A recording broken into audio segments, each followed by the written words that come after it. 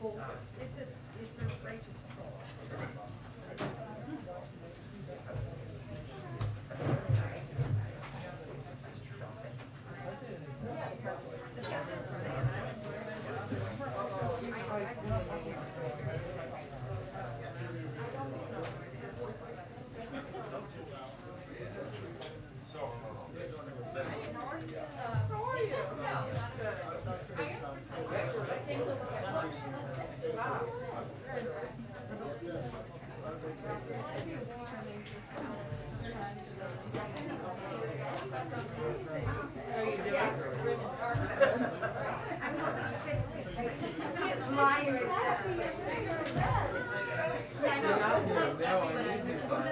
I don't wear them. No, you wanted it. I wanted to Take them off actually.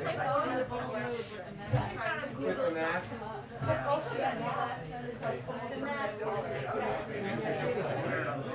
don't have that.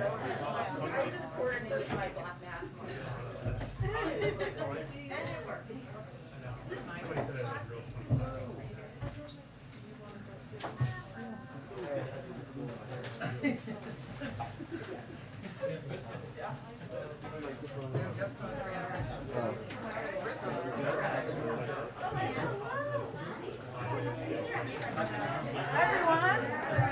Good morning. Okay, so we don't have a long time this morning because of a gather. If people want to stay, I'm happy to answer additional questions, but we wanted to get it in before the president left for his trip to the NIH. A couple of items I just wanted to note for all of you at the top. Today, as you all have seen, the president will announce new actions to combat COVID-19 as we head into the winter months and face a new variant. We're pulling out all the stops to get people maximum protection from this pandemic. The president will talk about a new nationwide booster campaign to get people their highest level of protection yet.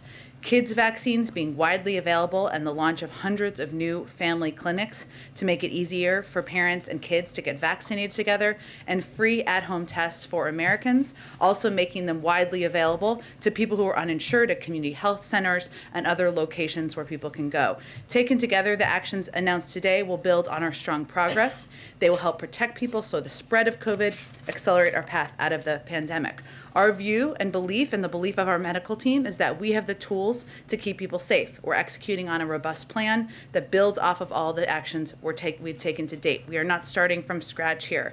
The slide behind me, as you see, outlines some of the big measures we are taking, and the president will talk more about later this afternoon. Also wanted to note today, the United States government, in coordination with allies and partners, is imposing sanctions to hold the Lukashenko regime accountable for its ongoing attacks on democracy, human rights, and international norms, and for their continued repression both inside and outside of Belarus.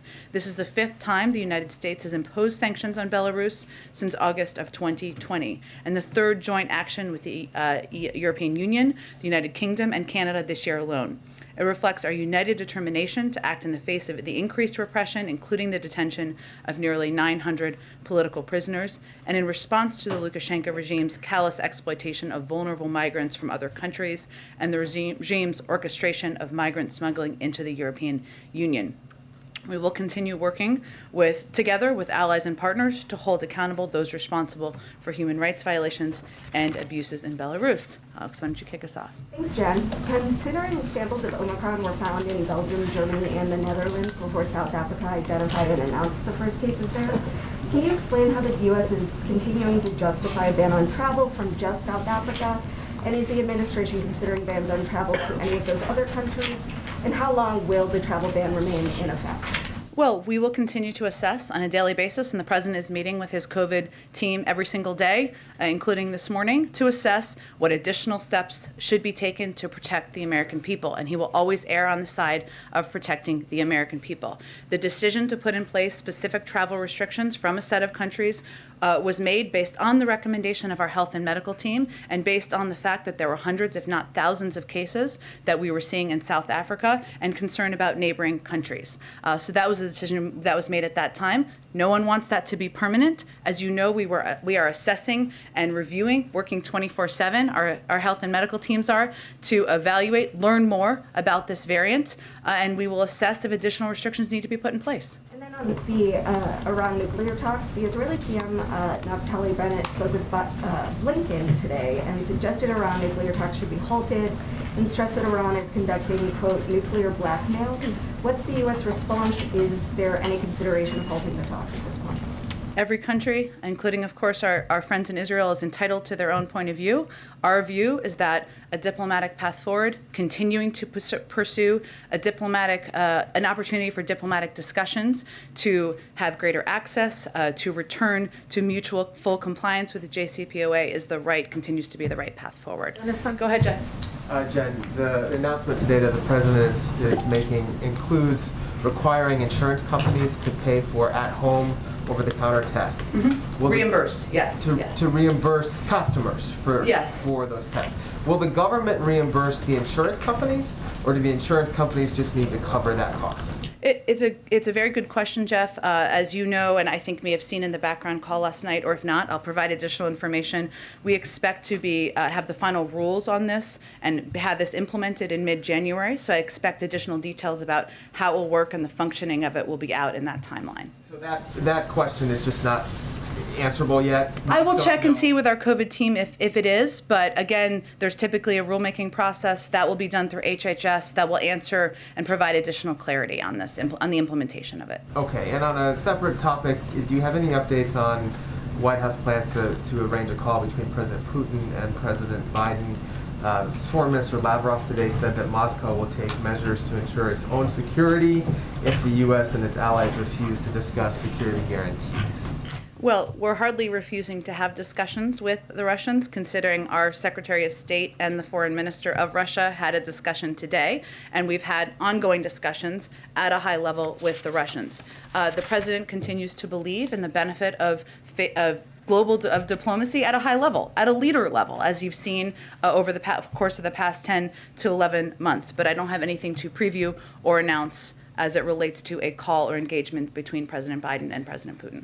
Go ahead. Hey, Jen. So just following up on this Minnesota news, given the fact that this individual began experiencing symptoms on November 22nd, tested positive on November 24th, that would suggest that there's been community spread of this variant for at least the last 10 days within the United States.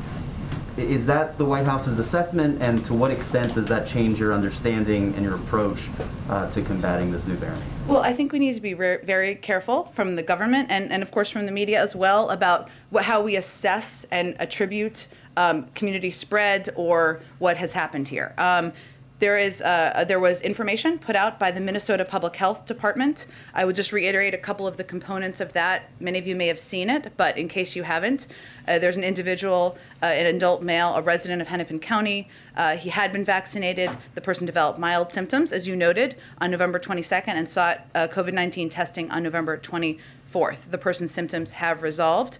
The person spoke with the Minnesota Public Health Department investigators and reported traveling to New York City and attending the Anime New York City 2021 convention at the Javits Center from the 19th through the 21st.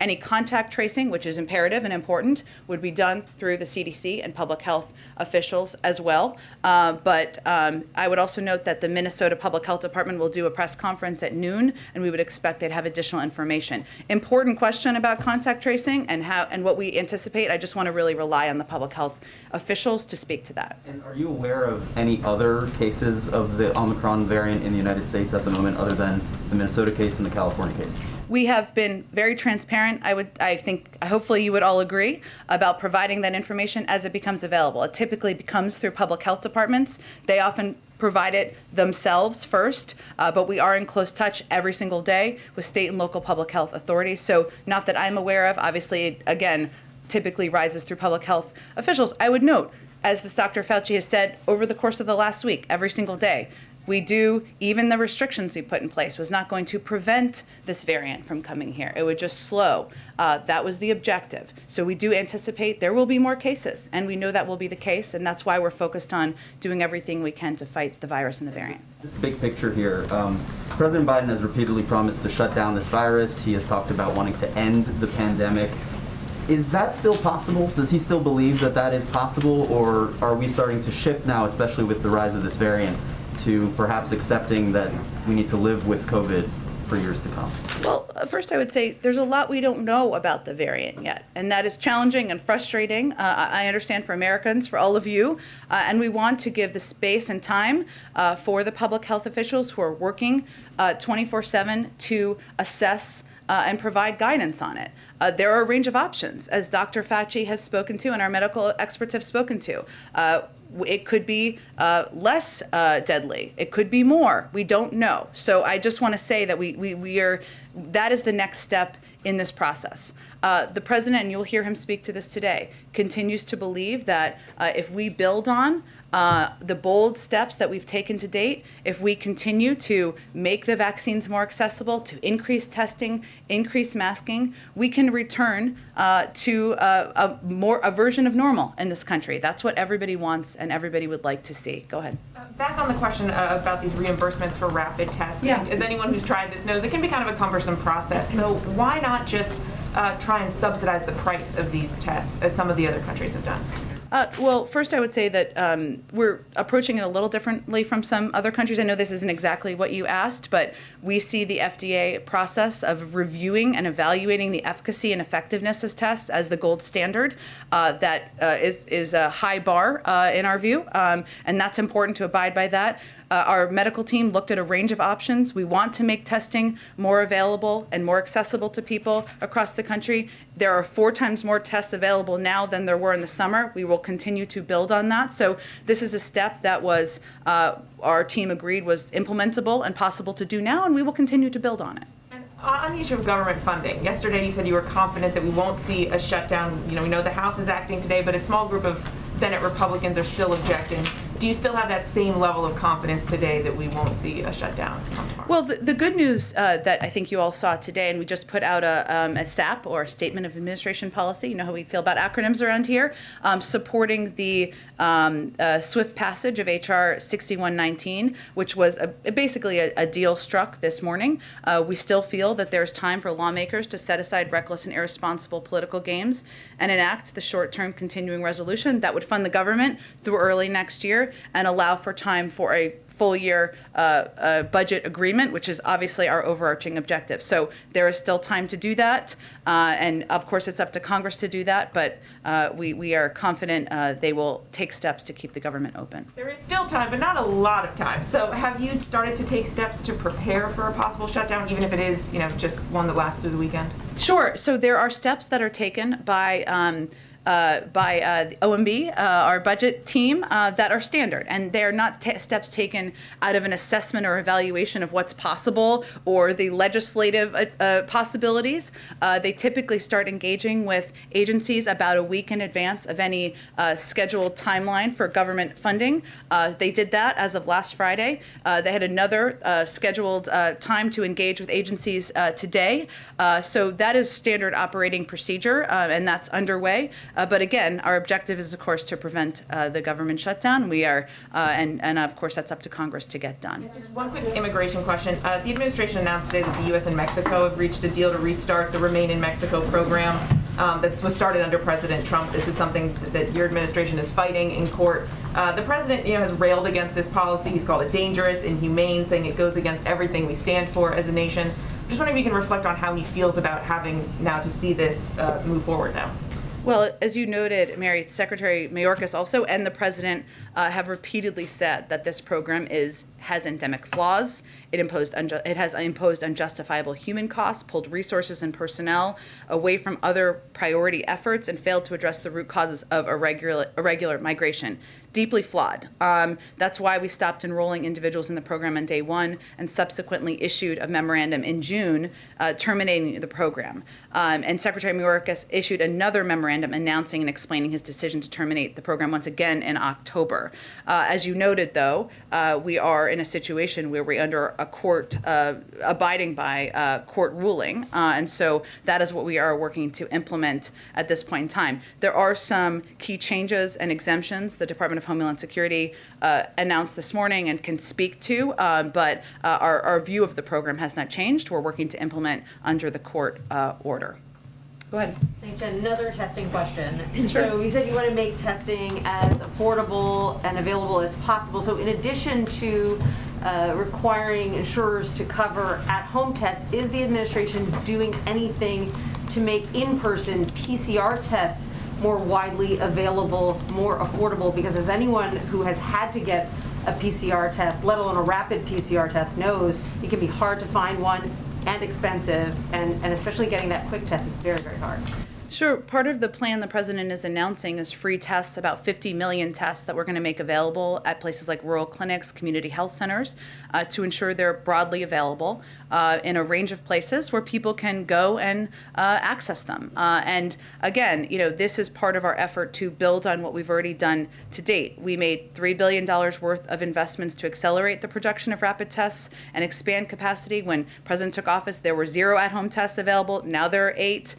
This supply will quadruple this month from where we were in the summer, and we're going to continue to build on this. So this is a step to make it more affordable for people at home, but to also make them more widely available at a range of locations, community health centers, rural health clinics, so that people can go and find them. And on abortion, based on what we heard at the Supreme Court yesterday, is the White House concerned that this Supreme Court is about to overturn Roe versus Wade? And what, if anything, are you doing to prepare for that possibility? Well, I'm not going to make an assessment of how the Supreme Court will rule, but what I will say is that the president is committed to working with Congress to codify the constitutional right to safe and legal abortion as protected by Roe. He's announced his strong support for passage of the Women's Health Protection Act, urges Congress to pass it. And again, I would reiterate something I conveyed yesterday, that he believes that Mississippi's law blatantly violates women's constitutional rights to safe and legal abortion. Every American deserves access to health care, including reproductive health care. We're not going to predetermine how the Supreme Court will rule, but he supports codifying Roe through Congress. That's something that they can act to do. You think that's a real possibility? There is a bill currently, the Women's Health Protection Act, and he urges Congress to pass it. Go ahead. Thank you, Jen. A handful of key aides have announced either that they are leaving the vice president's office or are reportedly going to be leaving the vice president's office soon. Is the vice president not satisfied with the staffing that she has had so far, or do people just not want to work for her anymore? Well, Peter, I would say that working on a presidential campaign, I may be covering one too, I would say, to be fair, and working in the first year of a White House is exciting and rewarding, but it's also grueling and exhausting. It's all of those things at once. And many of the team members you're referencing. And I would just note there has been an announcement about Simone Sanders departing, but there hasn't been official announcements about others. So I would leave it to them and the vice president's team to make any additional announcements. But in my experience, and if you look at past precedent, it's natural for staffers who have thrown their heart and soul into a job to be ready to move on to a new challenge after a few years. And that is applicable to many of these individuals. It's also an opportunity, as it is in any White House, to bring in new faces, new voices, and new perspectives. And I expect you'll hear more from the Vice President's office on that in due time. So this is not a case of bad headlines about the Vice President and a decision being made to shake up the staff to fix an image issue. You know, Peter, I think I spoke to it, and I would note that, and I'll just speak to Simone since I knew her before, and she's been officially announced, and I knew her even before she joined the Biden campaign, sitting on many panels with her on CNN sets. And knowing someone like her, she joined the campaign early on, as many of you know. She's been a part of this for 2.5 or 3 years. She's somebody, and anybody who's spent time with her knows that she is whip smart, and she has charisma coming out of her eyeballs, and she's going to do plenty of interesting things in the world in the future. She'll always be a part of this Biden-Harris family, and it's only natural after a couple of years to be ready for something new. And that's what happens in my experience in the past in White Houses often. Does the Vice President think that staff are to blame for her not making any kind of meaningful progress on the big things in her portfolio, like passing voting rights or addressing the root causes of migration? I know the Vice President is grateful to all of the staff who have served her. She also understands the excitement and the grueling nature of working on a campaign and working in a White House. And again, as I noted earlier, it's also an opportunity to bring in new faces and perspectives, which is overall a very positive thing. Okay, and then big cities are dealing with smash and grab robberies. A record number of police officers have been shot and killed this year. What is President Biden going to do about all this lawlessness?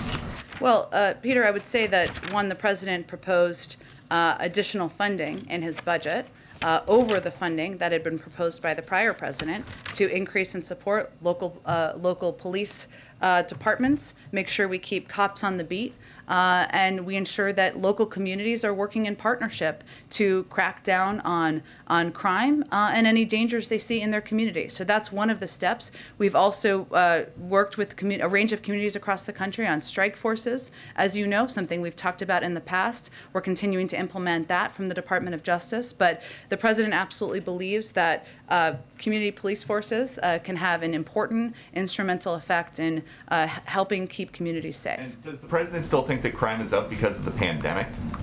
I think many people have conveyed that, and also one of the reasons that one of the root causes of crime in communities is guns and gun violence, and we've seen that statistically around the country. But to your point, so when a huge group of criminals organizes themselves and they want to go loot a store, a CVS, a Nordstrom, a Home Depot, until the shelves are clean, you think that's because of the pandemic? I think a root cause in a lot of communities is the pandemic, yes. Go ahead. Thanks, Jen. I wanted to follow up on some of Alex's questions about some of the travel restrictions Sure. in Southern Africa. You say that the White House will continue to reassess those, but I wonder, we heard from the UN Secretary General who called these travel restrictions a form of travel apartheid. Is there any diplomatic effort underway on the part of the administration to address the concerns that have been raised about this decision? Yeah, Mike, it's a great question. I mean, we, of course, are in close touch with, at a diplomatic level, with leaders in these countries about the steps we're taking and why we're taking them. And it's not meant to be a punishment. It is steps recommended by our public health officials and medical experts in order to delay the spread of a variant. Not prevent it again, but delay, in order to give us more time to assess and evaluate what this variant means. But of course, we are in touch through diplomatic channels. Part of the plan that the president is discussing today calls for accelerating the distribution, 200 million vaccines in the next few days to the international community. The president, though, indicated the other day that, at least as it relates to South Africa, the problem was not the supply of vaccine, but the implementation, the wariness among some of the citizens. Can you discuss a little bit more about what is going into the decision about where to send these vaccines and how? Yeah, another important issue that probably we don't talk about enough, because it's not just vaccine supply. It's know-how. It's the ability to get shots in arms. It's the ability to have staffing. It's vaccine hesitance, which we've experienced in this country. We have a lot of lessons learned. And we're also working through programs through USAID, through the State Department and others, to ensure we are augmenting support in those areas as well. So we are prepared to provide additional vaccine doses to South Africa when they're prepared to receive them, and that is an open communication. We're having an open discussion about that as well. And then lastly, this is a version of a question we ask you often, but given the fact that the president had his doctor's appointment. More Fed nominees coming. What else you got? Given the fact, though, that the president was just in Minnesota, obviously the latest case of Omicron was from there. I'm wondering, you had announced as part of the travel that this was a ramp up of a national travel campaign on the part of the president and the administration. Yeah. Are there any determinations being made about the president, where he travels, how often he travels, given concerns about this? We saw him as well, a long rope line when he was there after the event. Is that the kind of thing he might be discouraged from doing until we know more about just how transmissible this is? That has not been advice given by our health and medical experts at this point in time. Obviously, we abide by CDC guidelines, but I would expect, and our plans are moving full speed ahead at this point, to have the president travel around the country, sell his infrastructure plan, make clear to the American people what he's doing to lower their costs. So you'll see him out on the trail, I would expect, next week. Go ahead. Jen, can I Thanks, follow Jen. up on this question, please? Oh, go ahead. Given what you said about the first year of the White House being so grueling, are you expecting or preparing for turnover here at the White House among senior ranks? I think I noted that because I've worked here before. And in my experience, especially in the first year or first 2 years, if you think about it, it's not just being in a White House for a year. A lot of people have also did the campaign prior to this. And that means 2 years, 3 years. I'm looking at some of the people who covered the campaign. So again, I'm sympathetic to you all as well. I don't have anything to anticipate or preview for you, just to note that in my experience, is a normal course of events that people are ready to do something new. new. They're ready to spend time with their families. They're ready to sleep more, and that is to be expected in the first year, 18 months, 2 years of any White House. On another topic, there's language in the Senate's NDAA amendment package that would create a nonpartisan commission looking into the war in Afghanistan. Does the president support a commission like this? I know I had seen that, and I had meant to ask our team about this. Let me get you something right after the briefing on it. I know that we have spoken in the past about our openness to looking into the last 20-year war, mistakes made, what can be learned from that, but let me get you something more official from our team. Go ahead. Thank you so much, Jen. On the new requirements for all travelers getting tested 24 hours before arrival in the U.S., who's going to be responsible for covering the costs for tests for Americans? Will that be individuals or insurance companies? For Americans who are coming back into the United States? Correct. Let me check. It's a good question, and I just want to make sure I give you accurate information. And another on the testing requirements. In many countries, it's still very difficult to get COVID tests, particularly ones with less than 24-hour turnaround in a timely manner. So what considerations are being made on this given the new requirements? Well, as we're implementing any of these policies, we obviously take into consideration, as you know, in our prior announcement about requirement of vaccination, in countries where that wasn't available. I will check and see if there's any exemptions or anything that is going to be applicable in the same regard. Can I ask you one on student debt as well? Is the administration at all considering continuing to defer student loan payments past January, or to at least keep interest rates at 0% in order to provide relief for Americans who are still hurting? And if not, I don't have anything to preview about a decision on that front. I'm not sure one's been made yet. Go ahead. What's the administration's response to OPEC Plus saying they're going to go ahead with their planned output increase? And in light of that and the dropping oil prices, is the administration reconsidering its SPR plans? On the second part, we have no plans to reconsider. On the first part, we appreciate the close coordination over the recent weeks with our partners, Saudi Arabia, the UAE and other OPEC Plus producers to help address price pressures. We welcome the decision today to continue the 400,000 barrels per day increase. Together with our recent coordinated release from the SPR, we believe this should help facilitate the global economic recovery. And the president is committed to doing everything in his power and work with other countries to bring down costs for the American people and continue our strong economic recovery. As you know, this is an issue not just happening in the United States, but around the world. And hence openness to close coordination on it. To follow up on one of the questions that Mike asked. Sure. Right when the infrastructure bill passed, you said that one of the things the president would be doing is local TV interviews. Yeah. I think he's only done one so Yes. far. I know that the First Lady did one, I think, more about Christmas yesterday. So Yeah. Is there a plan for him to do that in a real way in the next couple of weeks? I would very much like that to happen. We are always competing with time on the schedule. I'm going to be honest. His schedule has been quite packed, but he would like to do it. We're working to get it on the schedule. So I don't have anything to predict or preview for you at this point in time, but hopefully we will be able to add some local interviews in the next couple of weeks. Go ahead.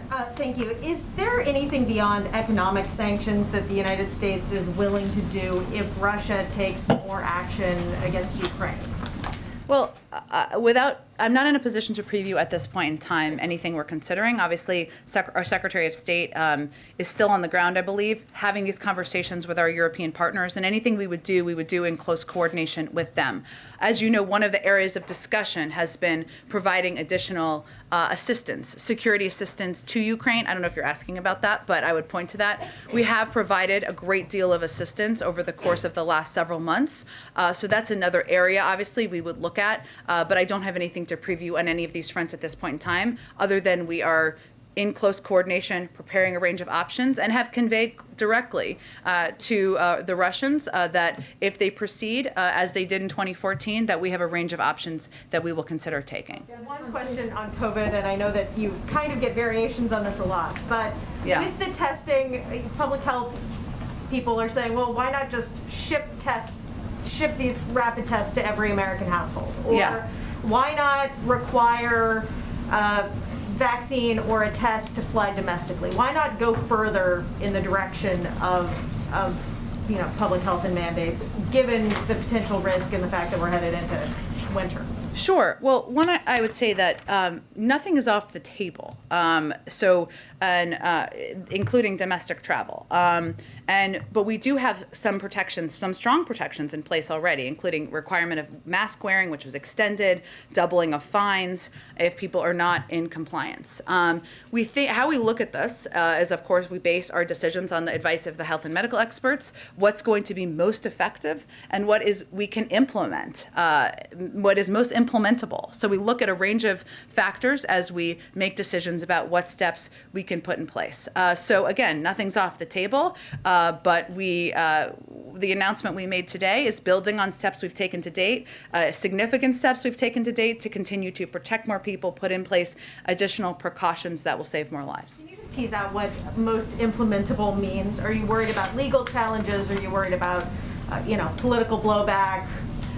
Well, I think we've taken a number of steps that are not intended to be controversial or divisive, but still may be perceived that way. But our most important factor is what is going to be most effective, and that's what we really base our decisions on. But as you've seen over the past several months, we build on our steps, right? We've continued to add and make vaccines and boosters more available and accessible. Today's a good example of that. We continue to put in place additional travel restrictions, as we are announcing today as well. So we will continue to evaluate and assess on a daily basis. If there are additional steps our health and medical team is recommending, we will consider those as well. Go ahead. Thanks. On the Supreme Court yesterday, again showed how much the balance has shifted toward conservatives, particularly those justices appointed by Donald Trump. Has any of this changed the president's thinking on embracing any of the proposals to restructure, expand the Supreme Court, term limits, anything on that he might be rethinking given the nature of the court? Sure. Well, as I think you know, there's a court reform commission that has been working on and putting together a report, something that he will be receiving and will take a look at and review. And that court commission looked at a range of questions. Court expansion is one of them. Term limits is another one. How cases are taken up and considered. This court commission has a range of viewpoints that is included, so he will take a look and assess that. I don't expect he will have anything to say in advance of that before he reviews it. Is the plan that he will read that and then sort of make some sort of determination? What is kind of any deliverables from the president in response? There's been some criticism that the commission really lacks much authority, and from progressives say it's toothless. Is there anything that the president is expected to do upon receiving that report? I don't want to get ahead of the president. I know he looks forward to reviewing it. And I think if you look at the history of the Supreme Court, it was important to the president to have a range of viewpoints that he could look at and assess and look at the historic nature of a lot of these issues. As the former chairman of the Judiciary Committee, he takes the role of the court, the role of institutions quite seriously. But I'm not going to get ahead of him reviewing it. We'll see what he thinks. Just to clarify, because I know there's been a few different questions on this. On the free COVID testing, is the expectation that Americans will have to file the claim themselves with their insurance companies to get it back? Okay. Yeah, go ahead. The president said yesterday that he's optimistic that the new variant won't affect supply chains and sort of push things backward from the progress that has been made in recent weeks. Mm-hmm. But are you similarly optimistic as an administration about the overall economy in the face of the new variant, and in particular the effect that new government restrictions here and around the world might have on economic activity? It's a great question, and I've talked to our economic team about this as well. And the fact is, this variant we've been aware of it for about a week now, right? And so our economic team will continue to assess, and we will provide updates if needed, if there are areas of concern. Now, what we don't know right now is a lot about the variant. There's still a lot we need to learn, including how deadly the variant may be, the effectiveness of our vaccines. Those will all be factors as our team looks at the impact. I think what the president was speaking to is his view that there's a lot of progress we've made on the supply chain bottlenecks. We've unfrozen a lot of those issues, and a lot of the suppliers out there and retailers are pretty confident about their ability to get stock the shelves and make sure that people can go to stores and get what they need. So that's an encouraging sign. We've done a lot to prepare for this moment, but we will continue to assess. And at this point in time, I don't have any new economic projections from our team on it. Just as a quick follow-up on it, are you all concerned at all that people afraid of catching the virus because of the variant will be less likely to return to work, and that might delay some of what your administration had hoped would be more of a surge back into the job market in January? Again, really good question. I think right now, what our focus is on is encouraging companies and encouraging organizations out there and large entities to take steps to protect their workforce. And that includes, and that's why it's so important for us to continue to advocate for getting people vaccinated, getting people boosted, making sure people are abiding by mask guidance. We know these steps work and they can protect people, and our medical doctors think that they are still going to provide additional protection from this variant. We'll know more in a couple of weeks, which is good, but we've been very focused on that so that employers and companies can also ensure and convey to their workforce that they will be safe and they're abiding by these recommendations. Go ahead. Thanks, Jen. Much of the public booster campaign that you all just announced is targeted specifically at getting seniors access to the booster, but just given the early confusion around boosters in the broader public, is there any more campaign that you can think of to target, say, young people, for instance? Our campaign is actually focused at getting everybody who's eligible boosted, which is anybody over 18 at this point in time. And that's one of the reasons that we have one of the announcements, or one of the steps the president's going to talk about today, is these mobile clinics, or the opportunity for generations of a family to bring their kids, bring their grandparents, and all get vaccinated and boosted at the same time. So our objective is to get every eligible adult boosted, get every eligible adult vaccinated, and we're continuing to build on steps we've taken to increase access, and that's a big part of the president's speech and announcement today. That only about 59% of the public are vaccinated, though, and the U.S. is falling behind some of our peer countries in this regard. Are you all considering any strategies maybe from adopting from abroad, or considering what public messaging has been successful or not in shifting strategy on this? Well, more than 82% of the public has received at least one dose. So that's a good step forward. Obviously, we're going to continue to build on that. But the United States has one of the most effective efforts in the world to get people vaccinated, and we'll continue to build on where we've seen success. Go ahead, Karen. Two questions on boosters, and one's a follow-up to what he was just asking. We've heard the White House say there's 100 million Americans who are eligible for boosters who haven't gotten that shot, and only 44% right now of eligible seniors have gotten their booster. Why does the White House think that the pace of boosters is sluggish at this point? Like, what's not being done to convince Americans who got their shots to get this extra shot? Why is it slower? Well, it's hard to get into the minds of every American and why they are or aren't getting boosted. So that's a hard question for me to answer effectively from here.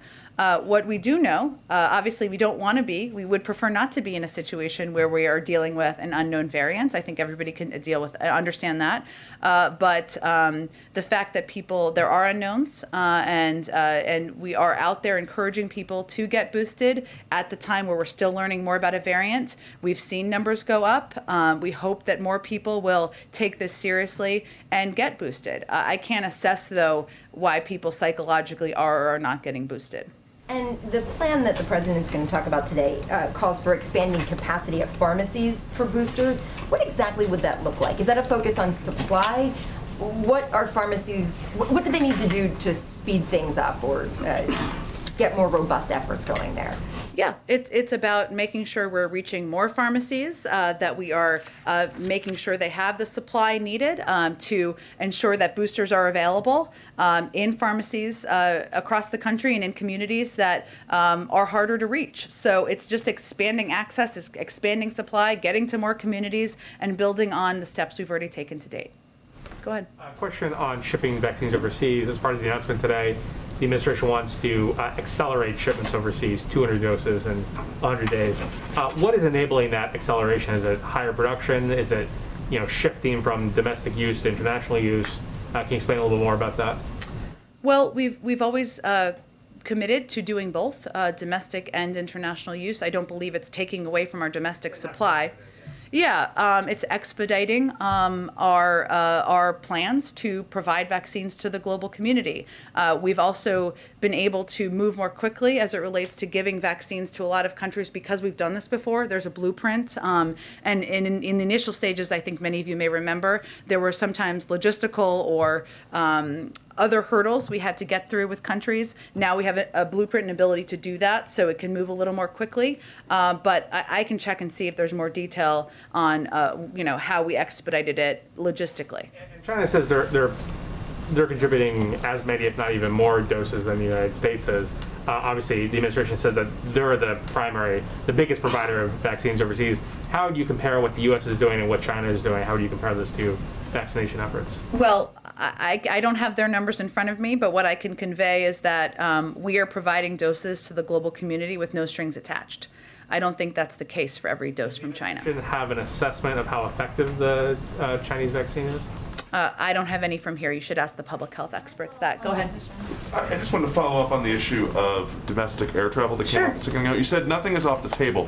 Does that mean there are active discussions about a vaccine requirement or some other change when it comes to domestic air travel? Can you clarify how active that conversation is, whether we could see something before Christmas? I don't have anything to predict on that front. There are active discussions about a range of things that will never see the light of day every single day. And our COVID team is going to continue to bring ideas forward, continue to make recommendations. We'll see what they come up with and what's discussed. And the president takes their advice and counsel very seriously. But I would say there's discussions about a range of options every day. Go ahead. Thanks, Jen. I have two questions about the upcoming Democracy Summit. Sure. So there's been concern among some Asian countries that the summit is putting them in an uncomfortable position because they feel like they have to choose between the U.S. and China. What is your response to that? And Russia's foreign ministry and the Chinese embassy also raised concerns recently about the summit. So what is your response to their criticism that the summit is dividing countries? Well, our objective with this summit is to bring together 110 governments representing diverse democratic experiences around the world, as well as civil society and private sector leaders, to discuss how we can work together to protect democracy around the world, to stand up for democracy around the world. That's nothing we're going to apologize for, no matter what the criticism is from any country around the world. And it's an opportunity to also be clear that we should always be, no democracy is perfect. No democracy is ever final. And we should continue to build on that, discuss, engage, encourage positive change. So that's our objective. And hopefully countries who participate will feel this is an opportunity to be a part of that positive change moving forward. Go ahead. Thank you, Jen. I appreciate it. So on these new COVID guidelines, only the new transportation mask mandate or the extension has a date attached to it. That is extended to March 18th. The rest of the measures are in place for the duration of the public health emergency.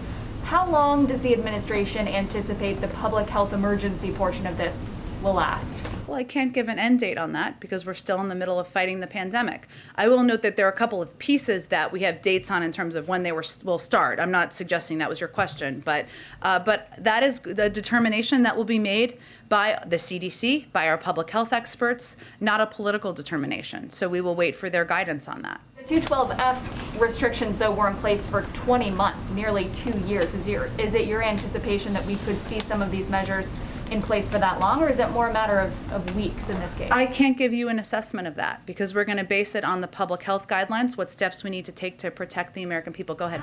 Funding. Can I just ask on the funding really quickly? Most of these programs, if they require funding, are being funded by previous congressional packages and anything that's left over. Is there anything left over from the CARES Act and the American Rescue Plan, or does the administration need to go back to Congress to ask for more money if it were to, say, reimburse insurance companies for some of these tests? Well, there's also funding that was in the American Rescue Plan. There's funding that's been proposed in Build Back Better. I'm not aware of additional funding being requested beyond that at this point. Go ahead. Okay, thank you. Just follow up on international travel restrictions. Sure. Just to get an idea of what the general direction here is. You said the administration is going to assess day to day. And for example, today we learned that Norway is suspecting a large cluster of cases linked to the new variant. So what's the idea? Is it to multiply restrictions, or is it to lift those already in place because the variant has spread already and nothing can be done to delay the spread? Well, we're going to assess both, and it will be assessed by the CDC, by our health and medical experts, and we'll rely on their guidance. So I wouldn't expect the lifting of restrictions before we know more about the variant. We will continue to evaluate if additional restrictions need to be put in place. None of these are meant to be permanent. None of them are meant to be a punishment. They're all put in place to protect the American people, to hopefully save more lives. Go ahead in the back. Go ahead in the back. I wanted to ask about the second Omicron case from today. Sure. The CDC is saying that it was the individual who tested positive was at a convention in New York. Is there concern at all about super spreader events like that, where this individual was there, or with what happened in California? So the CDC is the best entity to speak to contract tracing, which they will do extensive contact tracing on. And I would also point to the fact that the Minnesota Public Health Department also has a press conference coming up at noon. So I will let them speak to how they're approaching that. Jen, on the travel restriction. If I could also ask you about the at-home COVID test. Sure. The test, when can Americans expect to be able to use their private insurance to cover this? I know that there's going to have to be a rulemaking process out of HHS and Treasury, might be one more agency, labor in there. When can Americans expect to be able to actually use this coverage? The rulemaking, we expect to get clear guidance by mid-January. So that's really the next step. Beyond that, I can't predict at this point. But we are going to get free tests in places at like rural health clinics and community health centers. That's something we're going to start to do this month. Go ahead. Travel restriction, you keep pushing this narrative. Go ahead. Okay, let her finish. Let her finish. Let her finish. Let her finish. Let her finish. Sir, she was asking a question. Go ahead. Go ahead. We will expect to learn more about that process in mid-January. They'll give an update by then. Go ahead. Two questions on the winter COVID plan. One question, one clarification. So the administration in that plan is releasing a safe school checklist, and it says to give schools a clear game plan on how to get as many staff and students vaccinated as possible. So is the president pushing for vaccine mandates for kids, or would they support, or would he support a vaccine mandate for school boards to impose that? Well, I think we gave more description of this, but let me give you an example. And as somebody who has kids in elementary school, other people may relate to this.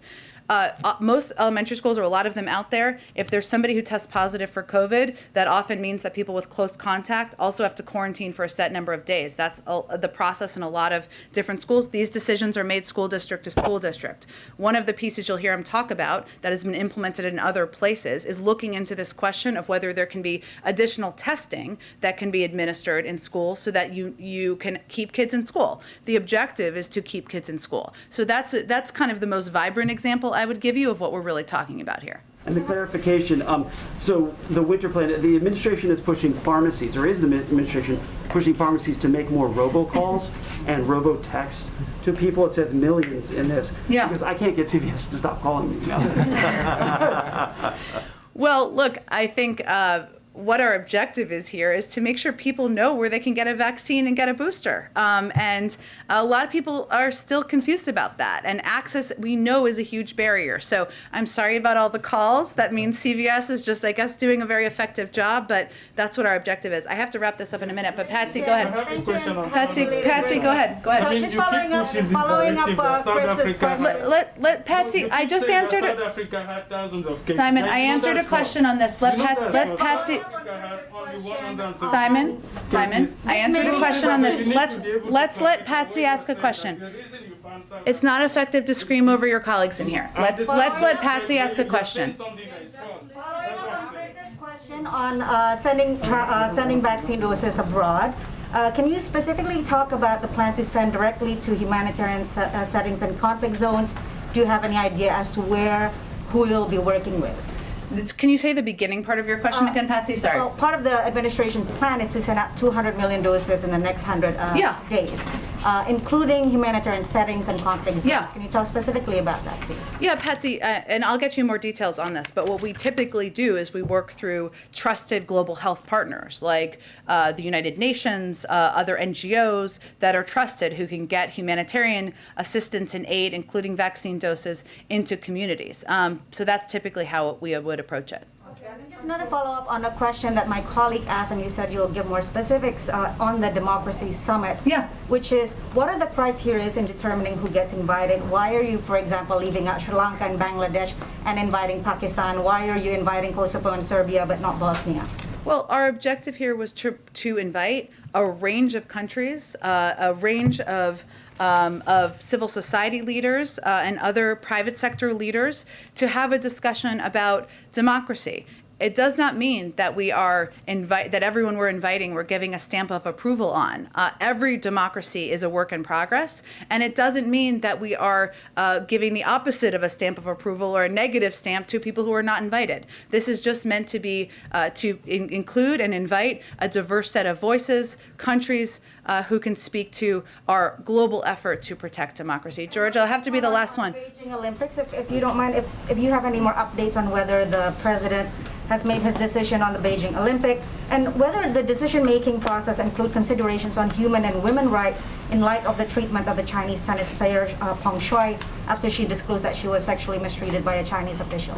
I don't have an update today. I will say, broadly speaking, as I've conveyed before, that of course any decision takes into account a range of issues, including human rights, our concerns about them, issues we have been quite outspoken on. George, let's do George and Amish, and then we got to wrap it up. Go ahead, George. I wanted to see if you could clarify the situation on the continued steel tariffs on the UK. There was a report in the FT that said that was because of concern that the British were going to harden the border with Ireland. The UK trade minister said that's a false narrative. Is there a link?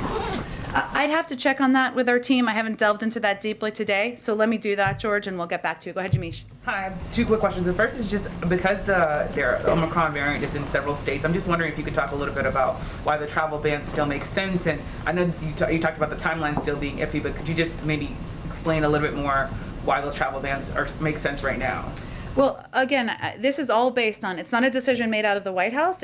Ultimately, it's based on the recommendation always of our public health and medical experts. They have advised several days ago the president to put in place restrictions on a set of countries where we are seeing the variant, specifically in South Africa, spread to hundreds, if not thousands of cases, and neighboring countries because of the concern about spread. We will evaluate every day if those restrictions, any of these restrictions should be expanded upon. But again, there's more at this point. We're still learning about the variant that our team is working 24/7 to assess. And I don't have any prediction of an end to any restrictions or additional ones at this point in time. Part of the administration's ramp up is requiring insurers to cover the cost of rapid tests.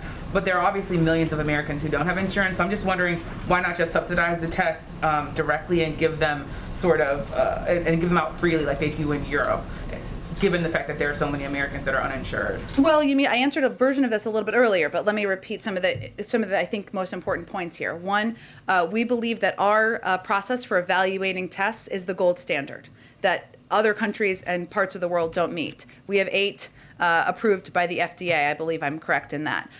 We also assess a range of options for making tests available. So in addition to people being able to be reimbursed, we're providing 50 million tests to community health centers, rural clinics, something we're going to do this month to make them available to people who are uninsured and people who need access to these tests. So that is a step we're taking in addition to the ability of people to get reimbursement from their insurers.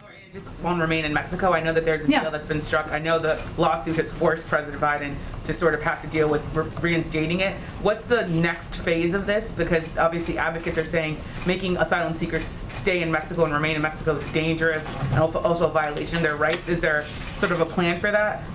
Well, I would say first the Department of Homeland Security, and just to reiterate some of the points I made earlier, but just in response to your important question, the president continues to believe that MPP has endemic flaws, imposed unjustifiable human costs, pulled resources and personnel away from other priority efforts. That's why we ended the program. That's why the Secretary of Homeland Security has repeatedly issued memos expressing the point of view of the administration. As you noted, this is a court order issue that we are implementing. The Department of Homeland Security can speak to the specific aspects of this, but they did announce some key changes to the program being announced to address some humanitarian concerns. It's in the courts currently, so that's where it is. But even as we are in a position where we have to implement it, we made some changes that they can detail in more further detail. Okay, thanks everyone. 6 of the African countries that were banned have 0 cases. And South Africa doesn't have thousands of cases. Thank you everyone.